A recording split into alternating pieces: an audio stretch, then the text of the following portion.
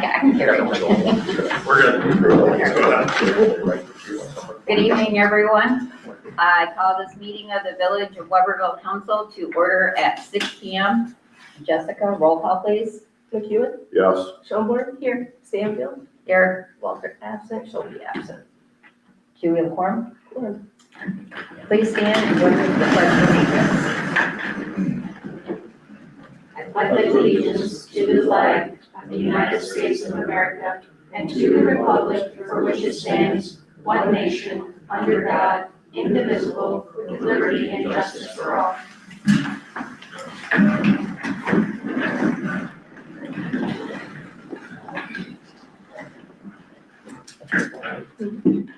The next item is approval of the agenda. Do I have a motion to approve the agenda? I will make a motion to approve the agenda as presented.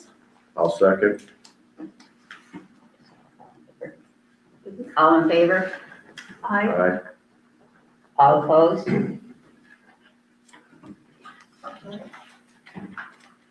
So the next thing on our agenda is the public hearing.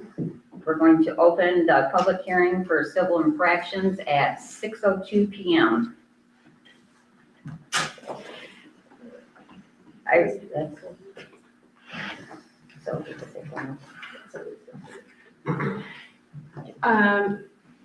so moved. I'll second. All in favor? Aye. Aye. All opposed? Okay, I am now going to have Chris Corey speak on the topic. Sure. The proposed amendment would amend the Village's Code of Ordinances, specifically the violations and penalties section, to create a civil infraction ticket that could be used roughly the way a parking ticket is used. In the case of an open and shut, easy to react to, urgent code violation, such as an unshoveled sidewalk or long grass or something of that nature, the code enforcement, which under the new system we're talking about starting the new fiscal year would actually be from DPW, could simply issue a ticket. Much in the same way that a parking ticket is issued. If you parked illegally, you get a ticket. There's no warnings, there's no letters. Mr. Gould doesn't have to get involved, you simply issue a ticket. If you see the next day they haven't resolved it, you issue another ticket. If they have resolved it, we're all done. They have to pay the ticket from the violation, and they're done. There isn't any more beyond that. The point of this is simplicity for simple violations. It can also be used in other more complex situations, though again, in that case, a warning letter and that kind of thing might be needed, and prosecuting as a misdemeanor might be needed as well. But we're talking about the simple and urgent would be the use of these civil infraction tickets. And Mr. Gould can chime in if he's got anything to speak on this at this time or during the agenda. We have the public hearing, is that where we're at the moment? Yeah. Yeah, I do. I read the packet, the proposed ordinance as submitted by McKenna. There's a couple things that I would change, and I mean, really, the grand scheme that McKenna's put together is fine. It looks great. Some of the things that I'd like to add to it was just to make it easy for the actual prosecution of these matters. I can give you my input as to what I think the courts would want to see to make sure that it runs smooth. Because I have run into problems in the past where the courts want very specific sites as to how these types of civil infractions are handled. It's really more about reference than anything else, but and I apologize, I was gonna have a copy with me at the moment, but I could email that off to Jessica and she can dispatch it out to you guys to see what I'm talking about. I don't know how deep you want me to get into it at the very moment, but it really doesn't change the progressive nature as presented by McKenna, the increase in fines every time you have a violation within a period of time. It's just, in my mind, it just clarifies for the court's sake, if we have to seek the assistance of the court, they can look to our ordinance, and it's very concise as to how this will work.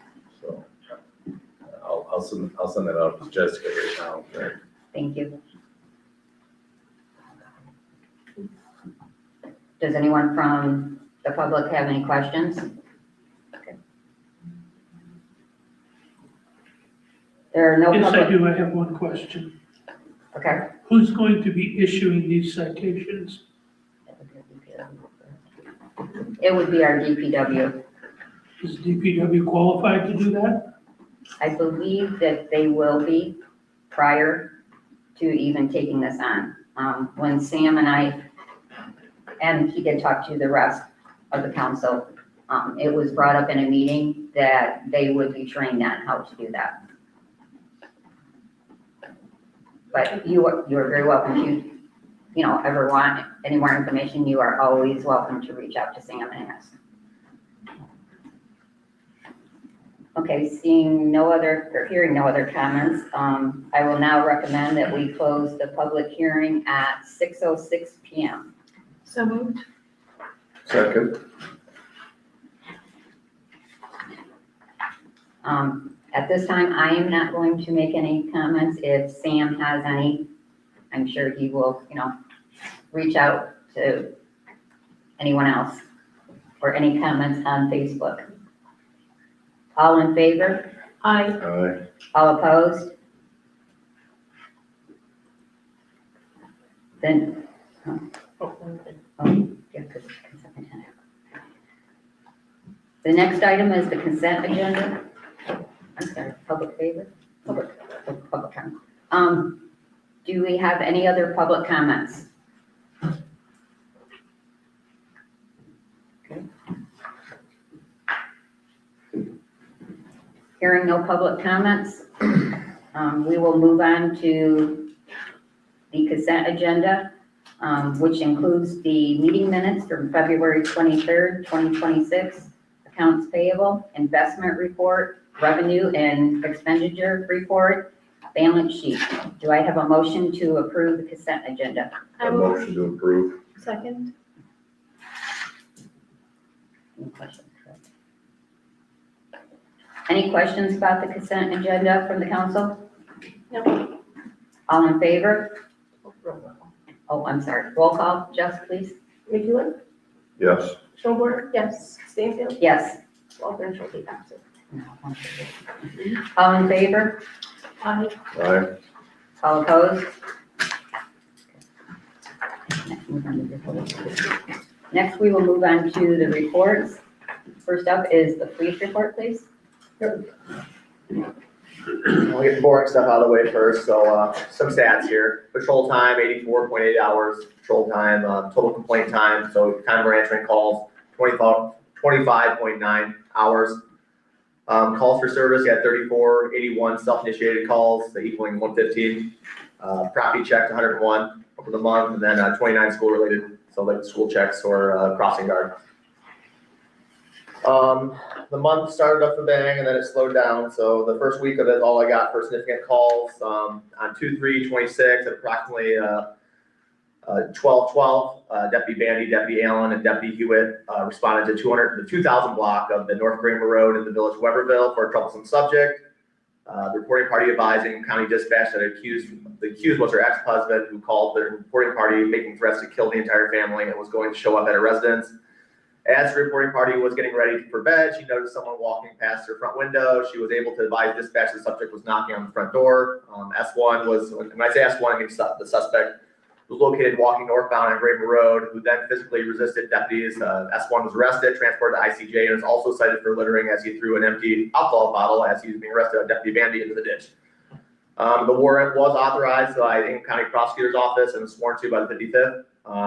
For a police officer resisting and obstructing, along with habitual offender second notice. The next day on 02/4/2026, approximately 8:56, Deputy Wagner was contacted by Principal John Herbert, reference a threats complaint that occurred between two students. Upon speaking to all involved parties, Deputy Wagner then went to S1's resident. S1's parents were notified of the incident and allowed Deputy Wagner into the home and allowed him to check to see if all firearms were properly secured. S1 was previously suspended in 2025 for 7 days for a bomb threat. Principal Herbert and behavioral interventionist Lindsay Keddes conducted a threat assessment prior to Deputy Wagner clearing the school. Petition was denied by Union County Prosecutor's Office. The reason was unable to prove elements of the crime. Thank you, Deputy Vincent, and thank you for helping keep our village safe. Next report is the DPW report. Ryan? Month of February, plowing and salting was our big thing again. Luckily, it looks like that's came to an end. We filled a lot of potholes, still working on that. We did have a water main break at the end of the month. The back truck unfortunately did break down, but I was able to get parts and I was able to fix it in-house, so it didn't have to go anywhere. It is up and operational again. Don't foresee any other problems with it. I did a pretty thorough inspection when I was working on it, and I think we're gonna be okay with it for now. Other than that, that's about all we did in the month of February. Thank you, Ryan, and thank you for everything that you and your crew is doing for the village. We appreciate you. Thank you. Next up is the clerk and treasurer report. Jess? Carolyn reviewed the village's frontier account and identified opportunities to reduce costs. As a result of her review, the village will save approximately $127 per month, which totals roughly to be $1,500 in annual savings. Jacob from McKenna is working with the village staff to update the capital improvement plan, representing another important step in the redevelopment ready community program. Staff are reviewing and updating internal policies and procedures to ensure compliance with current regulations and best practices. Staff have been working closely with Kalea Moran to finalize remaining details and make final adjustments to the budget in preparation for council. Thank you, Jess, for everything that you and Carolyn are doing. And don't you have a class coming up that you were asked to speak on something? Yeah, they want me to speak in April and June now. Can't wait to hear about that. Next report would be the WDDA report. Josh? The Ford building's coming along, and we're getting the bids going in for the Summit Street and the parking lot there next to the post office. Hopefully we'll be getting those soon and can figure out a schedule for that project. And then hopefully the weather starts getting warmer so we can start getting that exterior elements of the Ford building starting to be put together and get rid of all the mud and dirt and everything else around the building.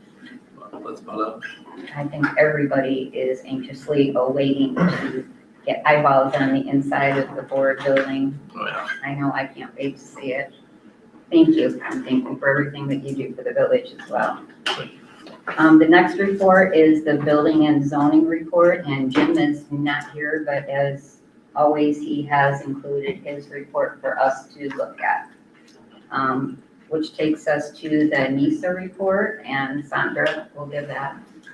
At our last meeting, we were informed by the chief that administration was switched from ESO for fire, EMS, and scheduling, and they're working out some of the bugs that are going on. For operations, EMS, fire, and motor vehicle accidents continue to rise, and they've been asked to a meeting to discuss the participation with Metro Response Team. Because we actually have enough crew now, they are able to respond to accidents a lot quicker, so that's awesome. And then he just put in their blurb that the POC staff also have still been responding in good numbers, and we can't do it without everyone. For training, the EMT class was wrapping up with 19 students. The fire school is still progressing with 10 students, and 3 members were going to a confined space class at LFD. Grants, there was a grant submitted for SBCAs, but there's no response on that yet. And then the Safer grant has started, which means that we actually have a crew at the Station 62 overnight now. And then there was a new proposed grant for the state of Michigan that should be releasing soon. And it could be as much as $50,000 per jurisdiction if we get a letter of support from everyone. And then the personnel are still growing, paid on calls are still being added. And in the last 3 months, they've added a couple and they're still interviewing 2 more. All the Safer Grant positions have been filled and new hires are doing great. There is also a engine crew on standby now, and it's kind of interesting to see when they come shopping and they bring the fire truck to D&W. So that's kind of where we're at. So things are going really good with NISA, and we are very proud of all of our members. So thank you. Thank you, Sandra, and thank you for helping keep our village safe. You're welcome. Next report is the attorney report, and that brings us to Scott. So we still have the White Rose matter pending. I reached out to attorney Bob Baldori, who was the last known attorney representing White Rose. This is my second attempt to reach out to him. Maybe it's a miscommunication. I don't know what the concern is, but I have not heard back from Mr. Baldori. That's all I have. Otherwise, we're just gonna remain pending with the Court of Appeals as to the White Rose matter. And because I've not had communication with Mr. Baldori, I don't know if there's been any changes made to the property as promised by Jay Rittman from our last meeting, which was, I believe, November of last year-ish, maybe the first of the year. Anyway, nothing new to report there. KJET, that is the pharmacy property here with the parking lot. They did, in fact, agree to the easement. They've signed it. I just received an email on the way here from Mr. David Ganem, the attorney for KJET. They got it signed. They're going to mail me the original so that we can then get it recorded. So that matter has been resolved. And other than just taking a look at the penalty ordinance, I think if we just put a little more language into it, that'll make it a little more court friendly. That's all I have really to report at the moment for Weberville. Thank you, Scott, and thank you for everything that you do for our Yeah, village. no problem. Thank you. Next report is the engineer report, which brings us to Bruce. We had our pre-bid meeting for the Summit Street work last week, and those bids are due on Tuesday. So we'll be taking those here at the village offices by 3:30 in the afternoon. We'll open them up. We had some discussion today between the village president and DPW director and myself about the Main Street project. And we decided it'd be prudent and timely to extend the water main that we're planning all the way across that parking lot and replace it while we're in there fooling around with it. So we're gonna add that to our plans and then follow up and get our state permit amended in order to do that. We have unit prices from the contractor established, so we know what that's gonna cost. Thank you, Bruce. I appreciate everything that you are doing for our village. Thank you. Next up is the advocate report. Does anyone have anything?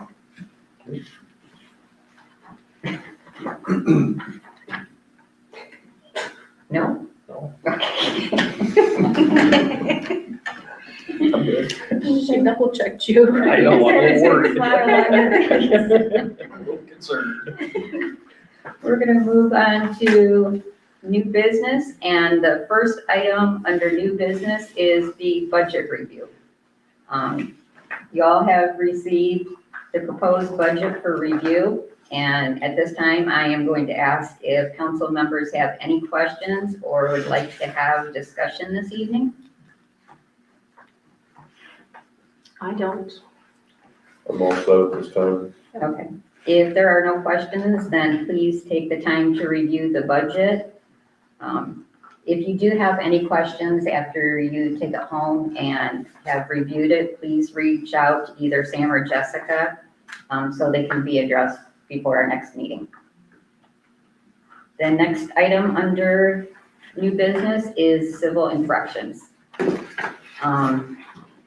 We previously heard the one question from the public hearing and will now consider the proposed changes presented by McKenna.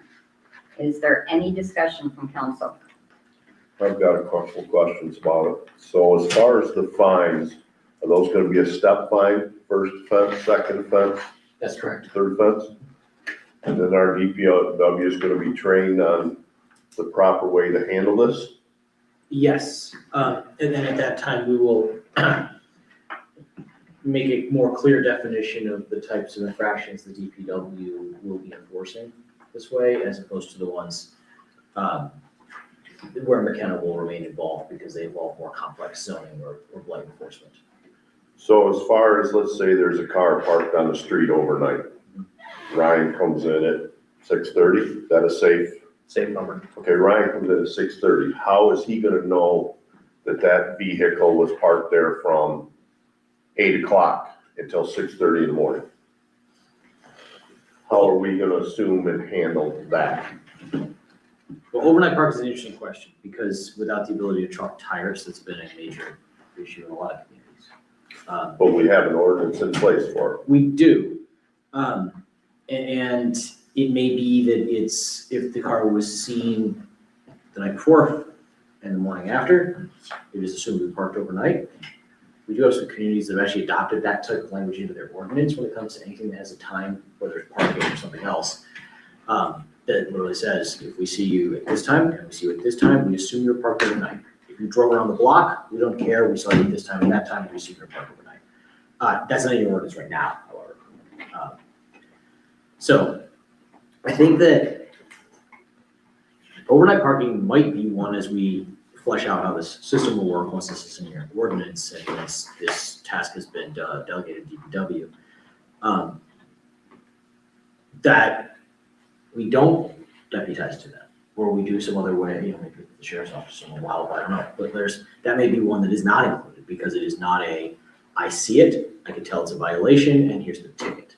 All in a 10-minute or less period. Rather, it's more of I saw it last night, I see it today. That is a more difficult enforcement task that maybe DPW can take on, but that would be up to Ryan to kind of discuss. Our biggest ones. Whether your staff has capacity to do that. Our biggest ones in the wintertime plowing. Yeah. That's where I see it the most. Well, in a case like that, all right, the plow is coming, the car is in the street when it's not supposed to be, there's no time element to that. It's simply in the wrong place at the wrong time, and then the ticket can be issued. I can bail out the plow truck, take a picture of it, and, Yeah. here you go. So I mean, the problem with the officers taking care of it is you're gone 11 o'clock-ish. Depends, Wagner works day shift, and I work at afternoon shift. Right, but I mean, so you got somebody leaving in the middle of the night when we don't have coverage and somebody's parked there, and then a different officer's on in the morning and doesn't know what time that car got parked. Ryan knows, he's got an idea, I mean, he knows the frequent flyers, they're the same vehicles pretty much every day, every morning, every night. And there's gotta be, like, I've already said this, we got ordinances we don't deal with, and we don't need new ordinances, we're not gonna deal with the old ones. So we gotta figure out a way to deal with all of them. Yeah, this is an attempt to give you a simpler way to deal with some of those types of infractions. But yes, I think that there are some ordinances that are still gonna be difficult, and we should maybe talk about how we can either adapt those ordinances or adapt enforcement to ensure that it's doable. Okay, Could we do something as simple as we know there's going to be a certain amount of snow and just put it in because we're adapting this, that during certain hours when snowfall is coming, there is no parking on the street. a lot of communities have it from Yeah. November 1st to April 1st or something like that. They're wintertime, nighttime Right. hours versus summertime, nighttime hours. It would make it easier on Explore something them. like that. Mhm. That'll be up to the That is council. common. Yeah, that's definitely common elsewhere. Yeah. There's some communities that allow opposite sides of the street, but I don't think you guys need to get into anything that complex. No. I think a time, during the winter, no parking on the street. You do have in your ordinance the option for property owners to put down, I forget if it has to be paved or if they can use gravel, but either way, they create a parking space between the road and the sidewalk where they may have grass. And the right of way, it's And then that is, one of the aspects of that is that's not plowed. Like, that's their responsibility, but then they're out of the way of the plow. So you could if we do have problems, that's one way to, get them towards compliance. Hey, look, you're parked here, you're in the way of the plow. You gotta put down some gravel between that and your sidewalk, then you can park there, you're out of your way, and everybody's happy. So hopefully we can move towards some of those as well. But when we did all the drain work, there are a couple spots on a couple streets that we have a curb, so now cars can't get up on them or won't get up on them one way or the other. And so when this neighbor is parked in the street and this neighbor is parked in the street, it's not just about Ryan, it's about emergency services. Yes. When somebody lives at the end of the street, you got two cars on a narrow street, there's hardly enough room to get through there without banging mirrors. For sure. So, I mean, again, we already have an ordinance, parking ordinance in, and it says no overnight parking on the streets, period. We've got to figure out a way to handle it. That's true, and I don't know if there's the opportunity, I don't know if you have an overnight shift that could swing around at 2 AM. Probably not, yeah, that's gonna be difficult, but, Could you just set a time and say if the car is parked here before 7:30 in the morning, it's assumed to have been parked there overnight? or yeah, I mean, I would maybe put it on both ends. If it's parked there after 8 PM and also before 7, right? If it's seen between the hours of 8 and 10 and between the hours of 5 and 7, we assume it's there all night. I mean, that might be reasonable. But again, and yes, some streets it's not possible to create a space that would be legal. And in that case, yeah, on-street parking is just simply not allowed overnight. And we'll have to, kind of workshop how to enforce that and whether the ordinance should be tweaked in order to make enforcement easier. Well, I know one spot that he has to deal with that is actually a duplex, there's an upper apartment, lower apartment. I think there's always 4 or 5 cars there, 3, 4, 5 cars there. And if the owner there was a big tree in the driveway, he had the tree cut down. If he was to have the stump ground, he could extend his driveway into the property and give adequate parking for his tenants. But that's probably a whole nother worm that we have to open up to get to that point. Well, but that's interesting because that would be potentially a separate violation, which is operating a land use without sufficient parking under the zoning ordinance. And then, so potentially that could be enforced under that ordinance, and then they would be required to add that extra parking on site. So that one would fall on Jim Wright. And then that would fall under, potentially under Jim's jurisdiction, rather than the DPW jurisdiction. Or, as happens in many of these cases, the DPW may issue a ticket because there's someone in the way of the snowplow or something like that. And eventually the property owner says, what am I supposed to do? I got all these tenants, they all got cars. Well, we have a rule, you're supposed to have, I actually look it up, but it's a space and a half, maybe 2 spaces per dwelling unit. You have 2 dwelling units. You need 4 parking spaces off the street for those residents. And you don't have that right now. So if you're gonna rent out a duplex, you need to expand your driveway and have enough parking for everybody. Rather than fight with us and constantly be getting on-street parking tickets. So that's the kind of one where, yeah, we would wanna have hopefully a conversation with the property owner and create a permanent fix rather than a constant enforcement problem. That's what we need to do, but we don't seem to enforce rules we have, and that's my problem. Yeah, I think, if we get this in place, we can talk about, all right, what are the better ways to, especially though, you're right, with the overnight parking is a hard one to enforce. Because there's no on shift at 2 AM, who's looking out to see if the car's there? So that may be one where we should put that language in the ordinance, and I don't know what your opinion on that is, but I've seen it elsewhere that says, the rule is you can't park overnight. But what does overnight mean? Well, we're gonna define, if we see you between 8 and 10, and we see you again between 5 and 7, we assume overnight. And then we'll issue a ticket under this without having to go through the rigmarole of warnings and all that. Yeah, given the limited resources, probably just kind of spitballing. We just say, look, if the car is parked in the street at any time between midnight and 6 AM or whatever it is, whatever you guys want. So that car is sitting there, we don't have to try and match the 2 times. As Mr. Corey's mentioned, there was a court case whereby the courts came down and said, you can't chalk tires, that's an illegal search, which totally upended how parking enforcement has been handled for probably 50 years in the state of Michigan. And what communities have gone to is they will, whomever they put charge this will take a picture of the tire stem of the vehicle, take a picture of the license plate, say at 6 o'clock at night, and then come back around 2 hours later, 3 hours later, take a picture of the tire stem again, and the license plate again, and that's your evidence to, if it turned into a real fight, if someone's trying to push back on a parking ticket. But given the limited resources, you're probably best off saying, look, there's just no cars between these 2 points in time on any day, or maybe seasonally. So that way, if Ryan sees a car and it's 5:30 in the morning and the ordinance says 6, that's just a ticket, you know? So.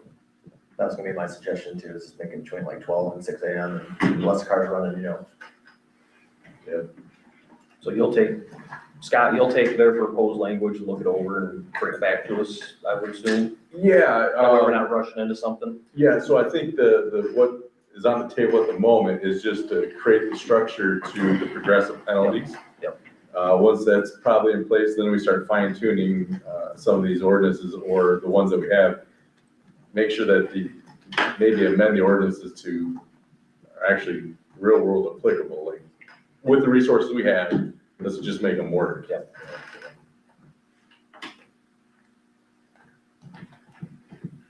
Okay, so hearing your concerns and other things, so just table then until the next meeting?